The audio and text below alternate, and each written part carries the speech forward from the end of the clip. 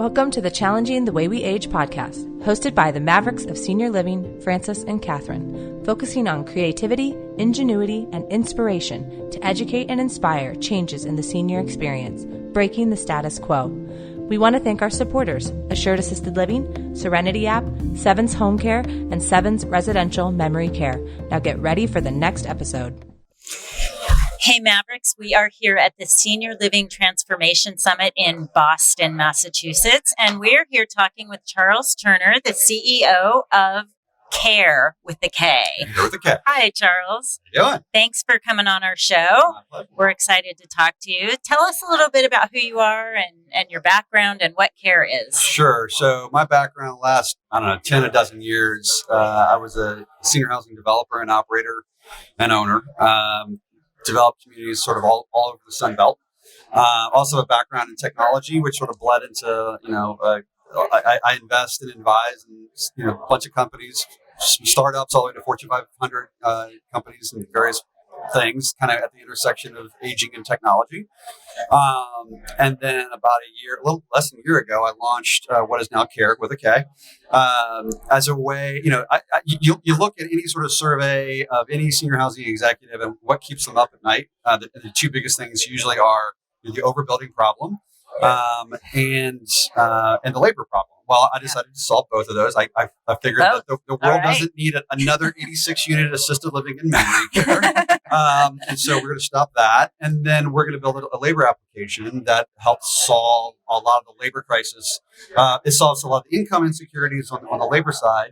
And then it also solves the labor expense and the turnover issue on the provider side. So, I remember, I came out of college in the mid 90s, and it was just sort of the tail end of business process redesign and KPIs.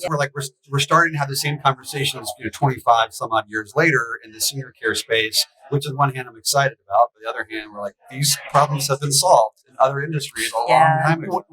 Hey, we're getting there. Right? Why do you think there is that resistance to incorporating solutions that have already existed in the corporate world?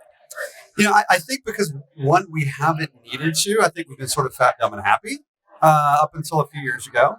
I think also, senior living is what I love about senior living is you can advance your career pretty far based on, frankly, just raw intelligence and gumption. I mean, you don't need a lot of education. You don't need a lot of business acumen. If you just are kind of smart, you got a lot of gumption, you can go pretty far, True. Which is great. But at some point, you kind of hit the ceiling where you don't have a perspective. And it's not your fault. You just don't have a perspective of what the rest of the world does. And if you don't have that perspective, you don't know what, you're very reticent to change sometimes. So, but now I think you're getting to the point where, the capital markets have become much more sophisticated. The stressors are becoming more sophisticated. The payer mix is going to start demanding action. So you start looking at what's happening, say, in the skilled side, and the rehab side, where Medicare and Medicaid has sort of, because of the pressures from that, have sort of forced organizations to be more lean and more efficient. Obviously, they still have their own challenges, but sometimes they have a choice but to change. And so I think we're going to start seeing that over the next 3-5 years in sort of the senior housing space, where these pressures are going to force outside influencers to come into the space. Like we can improve this. So it can be an exciting time. There'll be a lot of change, and it'll kind of coincide with that inflection point with baby boomers becoming customers. Yeah, I agree. I think it's going to be exciting though, because we're going to finally begin to listen to the older adult and what they want. We have to adapt to that product, but also the efficiencies on the back end. We have to get more lean, mean, more creative, like what you're doing with Kare with a K. In order to address some of those issues. Yeah. So what I'm really curious about is you've been in the industry for a while. Kind of talk more about the workforce challenges. What are some ideas or things that you're seeing to help improve that aspect? Yeah. So just let's go through some math. Everyone loves math, but so right now there are if you just kind of forecast over the next let's call it 10 years. So, there's a study that came out from MIT that says we're going to have a workforce shortage in the congregate care space of about 151,000 people. And that sounds like a big enough number as it is. The bigger problem is it doesn't talk about the people that are leaving. So as our customer base is increasing, the number of workers are actually leaving the workforce. So that 151 only counts the incremental number we need. Really, that number, there's a study that was just came out a couple of weeks ago that 2.9 million, I think it was 2.9 million. All right, don't quote me on that. Caregiver shortage, whether you're 20, 30. So let's say 3 million. Let's call it 3 million, which equates to, I think the number was something like well over 100 million shifts per year that will go unfilled. Wow. Right. So, you start, what does that number mean? So if you just look at the math right now, if you take the number of frontline caregivers, and I'm talking people like, they're caregivers, CNAs, med techs, vocational professional nurses. I'm not even talking about RNs right now. Okay. Just take that and look at our post-acute care. You just add the numbers up. The gross domestic product, the gross economic impact of that cohort is about 4 to 5 times the size of the personal transportation market, which includes Uber, Lyft, taxis and limousines. Mm-hmm. And so, we always talk about driverless cars, and that's great, that's cool and sexy, and I guess it's coming. But this is an impact which is 4 to 5 times that size, and so that's what we're trying to solve. And if you look at the implications of I think it was how many billions of dollars of impact that is per year. If we don't solve this, we're going to have a crisis on our hands. Wow, I mean those are big numbers. If you look at the numbers for Uber, 4 to 5 times that GDP or that gross product, that's a lot of money. That you think about, I think there are 4.5 million just caregivers, like not even licensed, like almost 3 million frontline, just like CNAs, licensed CNAs, and about 750,000 licensed vocational and professional nurses. Again, we're not even talking about RNs right now. So you just look at the raw number of people that are doing that, actually dwarfs the kind of the personal transportation market. And then look at the numbers as it progresses over the next decade. It becomes even. Now, when you say people leaving the workforce, you mean those that are aging out, or those that are just leaving it because of the stress or the other issues? I think it's one of 3 things, right? One, they're aging out. So our workforce, our frontline caregiving workforce, is aging out. So as they're aging out, who's coming in? We don't have a big pipeline. The second thing is economic, right? So. Every different cities, different jurisdictions have different minimum wage laws, but at some point, I think that just looking at the American Senior Housing Association, I think it's been a while, I think about a year since I looked at it, but the average caregiver in the United States, frontline caregiver, makes about $11 an hour. So if Amazon, I'm using that as an example, is paying 15, right? What we're finding is that based on our labor pool for care, they love being caregivers. The reason you're using our app, we'll talk about in a second, is because they like doing that. They want the flexibility, but somewhat they're going to they're at an inflection point. They either have to stay in the industry or go someplace that it's not as fun, it's not as cool, or not as fulfilling, right? For more money. It is a simple economic transaction. And then the third thing, I think the reason they leave is it's a bad job. I think there was a study that came out somewhat recent, past few years, about the Department of Labor, consulted with the Department of Labor, that basically took all jobs in America and defined them as good job and bad job. There's 6 categories of what define a bad job. I'm trying to remember all. Low wages, lack of advancement, physically or emotionally exhaustive job, and a boss with a very low EQ. And there's a couple of things I just can't remember off the top of my head. Well, being a frontline caregiver fit every single one of those categories, and so they may love the senior, they may love caring, but everything else around that job is not good. Yeah. And so they're like, why would I do this if I can't advance? It's exhausting, and getting burned out. Right. So it's, I always say there are 3 types of people in this world: problem creators, problem identifiers, and problem solvers. Very few people in the world are actually problem solvers. I wish I could say we're solving this, right? But you're attempting. You're attempting to solve it. A lot of it is I'm just identifying what the problem is. I wish I could say I could solve the whole thing, but we're not. But we are solving quite a bit of it. We're doing a lot to keep people in the industry and to provide extra. And there's a lot of opportunity to solve it. And I think that's one of the things that we can talk about is there's opportunity in this industry to make an impact with technology, with new ideas, with innovation, and what you're creating. And we'll talk about what Kare is, but what you're creating really is beginning to solve that. And we have to start. Right. We're already way behind the curve. Right. So I say kudos to you because we thanks. have to start. So talk to us a little bit about labor retention. Yeah. So that, we have, it kind of goes a little bit to sort of 6 points of keeping people in the workforce, right? So we talked about sort of the aging workforce earlier on in an earlier panel, talked about, millennials. There's an interesting, if you look at, let's look at millennials, right? Millennials have what do they want? They want workforce flexibility. They want a culture with purpose. They want ability to fail. They want to be able to try new things. They don't necessarily want the traditional, say, 9-to-5 job. So you would think with the missional aspect of being a millennial, it would attract more to our space. I think where we lack as an industry is, okay, if we may be able to recruit you and say you have a high EQ, so become a frontline caregiver, however you want to define yourself. But then we get to the point of okay, and then what, right? People want to move up the ladders. You look at, you say, okay, I'm gonna become a CNA or I'm gonna become an LVN. Like, great, you got your license, you go into a nursing home, you go into assisted living, and then what, right?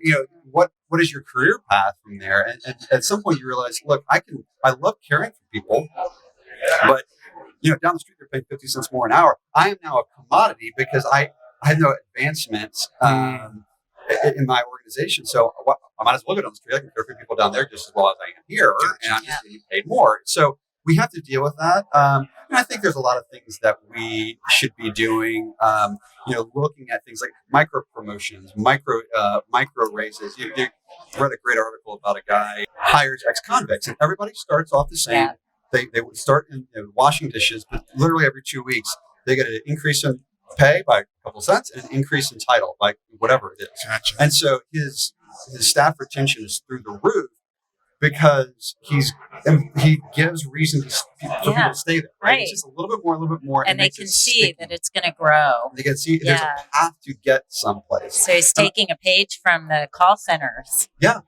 With hiring people in prison, right? That's right. Yeah, that's fantastic. And teaching them skills. That's right. Yeah. And I think we have to start doing those things in order to do it. I think, you always hear, you go to these conferences and you go to the design meetings and the architecture meetings, and they were told, we need to design a great break room for our staff. And that's great. But I will tell you this, but on our platform, some of our best customers have the most fantastic break rooms. And I that may not be a good thing, right? If you please use us to help fill open shifts. But if you're using this for your primary staff, you're doing something wrong, right? And I don't care how fabulous your break room is. It may help with recruiting, but it doesn't solve your backdoor problem, which is your retention issue. Yeah. Yep. And one more point on staff retention. I always love telling this story because when we started this, I personally interviewed 150 frontline caregivers who were applying to be on the platform. And I asked them the same set of questions, but one question I always asked was, when you go to work, what pisses you off? And expecting a lot of canned responses, and sometimes they were. And I would expect that response to be, what really pisses me off when my boss doesn't respect me. That's kind of what I expected. That was not the response. That was actually number 3. Wow. But 2/3, literally 2/3, so about 100 of the 150 answer this question the exact same way. And I've asked this question to people, what do you think it is? And no one has ever been able to answer it. And the answer was always this. What really pisses me off when I go to work is when I show up and the previous staff haven't finished their shift. And I've got to literally, excuse my language, clean up their crap. Wow. And it was almost verbatim. And I started thinking, this is not a labor problem. That's a management problem. Yeah. And most of us have some form of EHR or care plan. Yeah. And if in those EHRs, you have a care plan that says, Mrs. Jones need to have these ADLs managed between this hour and this hour. Yeah. And if you're your staff nurse or your resident care coordinator, use your EHR the way God intended and say, have you closed out all your your tickets, right? Mm-hmm. By the end of that shift. Yeah. I guarantee the number one thing you can do to improve morale in your organization is to make sure that one shift is finished before they leave. That's Because awesome. that will affect the next shift, the next shift, the next shift. That's a great. And that was an insight I never really thought That's about. great insight for our audience right here. Really important to pay attention to that. And that, as you say, that's a management problem. It's a management That's problem. something that can be handled. But it also goes with you both have been saying is it's a workflow management, like the tickets of not just of prioritizing your tickets and not just pushing it to somewhere, right? Right. You know, is it a red, yellow, purple, whatever color you're going to highlight the need for, and just not just let it go somewhere, but do something with about it. Yeah. That's right. Yeah, and then you start to create pride for the shift before they get off That's right. shift that they've completed all of their tickets. That's right. That's And cool. the people the people that don't complete it, the ones that slack off, are going to get chastised with the rest of the people on that team. Right. You know, Right. create a team mentality with everyone on that Right. shift, right? That's Yes. awesome. Piss off the next one. Yeah. And, Yeah. they'll piss you off. It comes around, right? That's cool. This is true. That's really cool. So we're doing something this year. We're asking all of our guests to tell us who they think in their life is a maverick. Who's a maverick in my life? So let's keep it. Let's keep it kind of, I guess, professional. It doesn't have to be. Well, no, it's A lot of people tell us it's their mom or their dad or their grandmother. Or spouse. I mean, Anyone in your life. anyone in your that life. you think is I don't want to say that because trailblazer. I'm way too much of a maverick for my family. They criticize that, but let's keep in the industry. The folks that I really have a lot of respect for are the ones that want to take risks. If you ask a lot of operators, and I'm not naming names, they'll say, okay, what do we need to do better for 20? They're putting their 2020 plan together. What do we need to do? We need to train our staff better. We need to make them more hospitable. We need to, we need to figure out how we generate leads better. And that's all fine and good. But, every operator in the United States is saying the exact same thing. So what are you doing differently? So what I love, folks like, Bob Kramer, founder Nick, Bob is a part of Kare. He's on our advisory board. What I love about Bob is because he's sort of stepped down from day-to-day operations. So Nick, he will say this, like, I am an agent provocateur. Like, that is my job, to just ask the hard questions and really just make people feel uncomfortable to figure out how can we do this industry better. Folks like Lynn Katzman figure out, hey, how can we get a different payer mix in here? How can we align ourselves better with the post-acute continuum? We're talking about it again. They're problem creators, problem identifiers, problem solvers. We all identify this is a problem we need to solve. Who's actually taking the lead on doing these sort of things? So I have a lot of appreciation for people that want to take the risk and are willing to fail and are willing to maybe even be wrong, right? And maybe I may disagree with somebody, and that's okay. At least they're trying something, and I'm hopefully can admit if I'm wrong about something, and I think because I'm wrong 80 times a day, but. So people who are taking action. People are taking action. People are taking risks. Yeah. I think we're at an inflection point. We have to do that. Yeah, absolutely agree. Yeah. Absolutely agree. How do you think you're creating hope for the way we age? I think, what on an acute level, with Kare, right? We are trying to figure out the labor problem, and that's not to put too fine a point on it, but we're trying to keep people in the industry, and so anything we can do, and that's why the folks that are backing Kare it is an industry-driven initiative. It's not just me. It's not just VC money. It is very much an industry-driven initiative. So it is how can we keep our cost? How can we increase income for our caregivers? Everybody on our platform is called a hero. Now, how do we increase income for our heroes? But at the same point, saving money at the operating level, as well as expediting your hiring process and then at the end of the day, like we talked about earlier, how do we keep people in the industry? People, what we find when we talk to our caregivers is they love being in this industry. It's not a job that should be, looked down upon. You shouldn't be looked at as a commodity. You should be proud of the fact that you love caring for seniors. So all of our messaging is around that. That's cool. I love that they call them heroes. I think that's really, really cool. So dive in a little bit. What action do you want our listeners to take? Talk a little bit more about that Kare with a K app as well, too. Yeah. So the app will just, in a nutshell, think of it like like an Uber-like platform, but for caregivers and nurses in the senior care and post-acute care space. So, you are a nursing home, your assisted living community.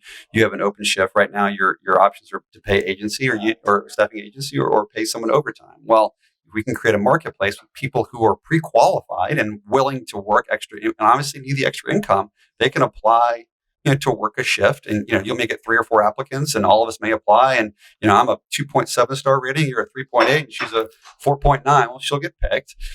She comes in and she works a shift, does a good job. She gets a good rating. She gets paid the next business day. Wow. And so, it's very enabling for her, especially, gosh, I need money. I need it quickly in the next few days. It's a great way to keep people sort of married to the industry because they know they can get paid, very, very quickly. And so that's the nutshell of how it works. At the facility side, we're just saving a lot of money. Right. Because it's a marketplace. It's not an agency. Yeah. And it mobilizes the bench. So you have a bench of people. Thousands. Whereas right now, in today's world, many of the agencies have their own bench. Right. Mm-hmm. So then they're fighting for different people to be on their bench. They can't get the right people when they need them because they're out doing other things. You said something interesting. There's a rating system. Yeah. That's pretty unique. Who is rating them? Because that's cool. The facilities do, right? Or the communities do. So once you check out, before you can get paid, that it's like, you check out, you got your Uber, you got to rate the driver. Mm-hmm. Same concept. Okay. They're not going to get paid until you verify their hours and give them a rating. And then you get to, every community gets to see that star rating. So the idea is, I get this question all the time. How do you get, bad actors or, keep, poor people off the platform? And we do. Like, the people come in and they may not be great. And so one of two things happen. Either they step up so they know they get that rating, or they get weeded out very, very quickly. Yeah. So the idea, you create a marketplace with the better and better people who need extra income. And so we're seeing that play out over and over That's again. Cool. And so over time, if people can't keep up their rating or they're unreliable, we frankly just remove them from the platform. That's awesome. That's such a huge help, though, because you're now getting rid of some of that ambiguity of, is this person good, going to show up? You get 100 reviews of a caregiver and they average 4.7. That's probably pretty good. Yeah. That's right. No, and the other benefit of it, if your community, if you like our heroes, you can hire them. We don't charge you for that. So there's no extra fee, no extra charge. And the reason we do that is because we know, again, if I was working with RNs and things like that, it would be very, very different. But for a frontline caregiver, frontline CNA, and an LVN, we know these folks need extra income. We see this over and over. They get hired by our folks. We greatly expedite the hiring process. So, national statistics say something like the average frontline caregiver in any sort of healthcare field, it's an average of 49 days to hire. By the time you post a job, go through everything, license verification, background check, well, then they've got to resign. It's 49 days. We shorten that to a few days. It's kind of a try before you buy. Yeah. If they want to, if they want to do that, but we also know, they may get picked up for a full-time job, but they're still going to work extra shifts for sure. Because they need the extra income. Yeah. So that's why it drives operators to our platform, and it drives heroes to our platform as well, because they know they could also sort of try before they commit. They're like, I've heard about that community, but I want to test it before I apply for it. That's awesome. Yeah. So what actions can our listeners take? Keep following us.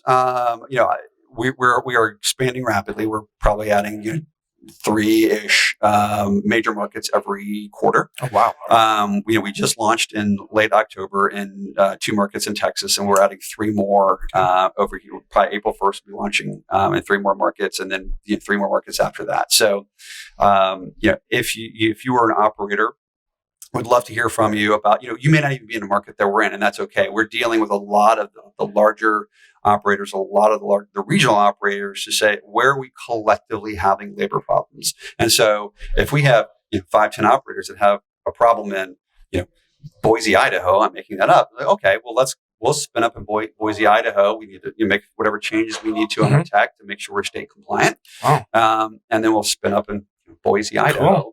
Cool. And so again, this is very much an industry-driven initiative to try to collectively solve this crisis. So we'll make a plug for our hometown. When we be coming to Denver? 2020. That is definitely very, very high on our list. Okay. We need it. Yeah, I speak with a lot of people in the senior care industry, from hospice to assisted living to home care to home health. First thing on their list always is workforce issues. Yeah. So good. Well, we look forward to that. So tell our audience how they can find you. So our website is doyoukare.com. That's care with a K. If you ever go to any conference, everything's bright and orange and obnoxious, and so that's how you can find us. You can go to our app store, and it's the Care Hero app. That's the app that our all our heroes use. The facilities use a different app, Right, of course, which is not open, but you can look at that and you kind of see how it works. It's fairly straightforward. And we always say, if you can use our app, if you can use Uber, you can use our app. There's no cost to use it. There's no cost to post a shift. You can get you on board in 20 minutes. It's not a long EHR rollout training. It's pretty quick. How do you verify people? Yeah, it's a great question. The first thing we do is, do they have a license in good standing with the state? Period. We have a lot of people who are caregivers. Unfortunately, I can't validate their training. I can't validate where they've really worked. So we always look for people that have, first of all, that license in good standing with the state. Cool. If they pass that threshold, we'll go through an interview process. We have some behavioral interview questions. We'll validate their work history a little bit, and then we go through drug screen, background check, TB test, immunization if that's what the state requires, BLS card, and so you do all the heavy lifting. All the heavy lifting. So it's all uploaded in our system. If anyone over the state ever comes in that says, "How do I know Charles is qualified?" Click. There it is. We had a state inspection at one of our facilities. Actually, the state loved it because everything was right there. Pulled it right up. So that's going to be a huge help. So excellent. Again, make sure you visit doyoukare.com with a K. Yep. Check out, for those that are curious, the Care Hero app with a K. We'll put all those in show notes as well. Right. But we definitely this is pretty creative and love what you're doing. So thank you very much for really trying to tackle that workforce issue. We'll be reaching out once we get to the end. That's awesome. Please do. Before you get there, let us know. Please do. All right, Charles, thank you very much. Thank you so much. I appreciate it.